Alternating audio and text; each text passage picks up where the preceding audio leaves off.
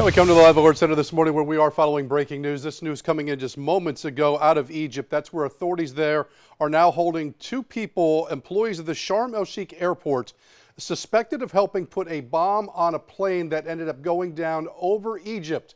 Now that news coming out early after this news broke overnight. For the very first time, the Kremlin is now saying a bomb was indeed what brought down that Russian passenger plane over Egypt.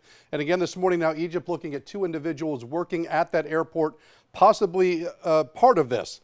Trace amounts of explosives found. Investigators believe this bomb was roughly 2 pounds in size. The Russian government this morning now offering $50 million for information leading to the rest of the individuals involved in this. That plane went down on the last day of October, killing everyone on board, all 224 on board. But immediately after it went down, ISIS was the one that claimed responsibility for it, saying it did take it down with an explosive device. So again, this back in the news this morning, guys.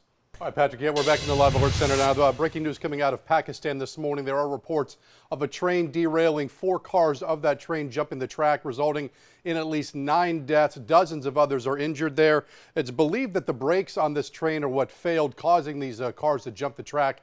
It's in an area of Pakistan that is known to have rail problems. Within this month earlier, in a different region, they had a train accident there where there's actually a bomb was put on the tracks, forcing that train off the tracks, killing 11 people.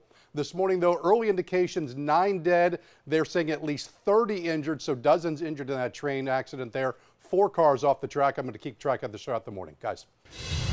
And we come back to the Live Alert Center now to move to show solidarity with France this morning. Secretary of State John Kerry making an unexpected visit to France this morning. This on his way back from Turkey, where he was attending the G20 summit with other world leaders. Mr. Kerry coming under a lot of fire when the Charlie Hebdo attacks happened. He wasn't immediately available to go to France and took a lot of heat for not showing up in that country. Today, Mr. Kerry, before meeting with President Francois Hollande, Kerry spoke to a small group of U.S. and French officials before a ceremonial lighting of the U.S. Embassy. They lit it up in the French national colors of blue, white, and red.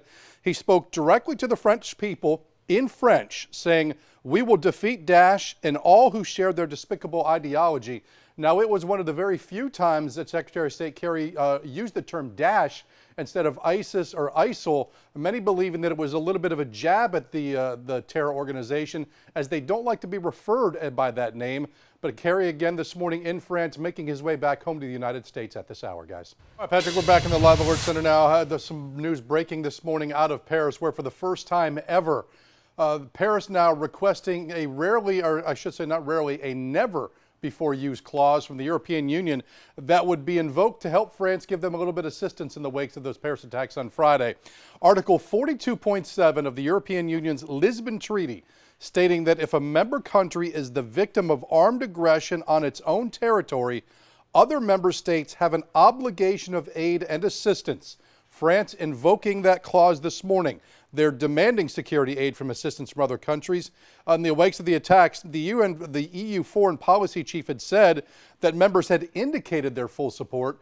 And just as I was walking over here, this coming in just from the French television outlet, Agence France-Presse, the EU, as of within moments ago, unanimously supporting France's assistance request. So they will get that request. Again, this is the first time this has ever been requested from that European Union, and this treaty dates back to the early 1900s, guys.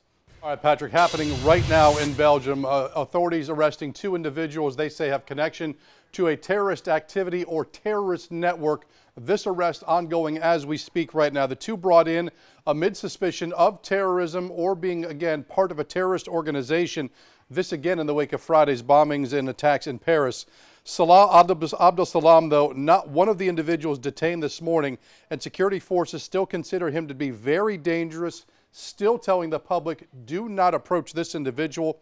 As of this morning, more than 115,000 military and police have been mobilized across the entire country of France. And Belgium, again, a very hotbed of activity this morning as arrests have now been made. 2 individuals connected to terrorism. Identities haven't been released at this hour. If they are, we'll bring them to you during Carolina in the morning. Guys. All right.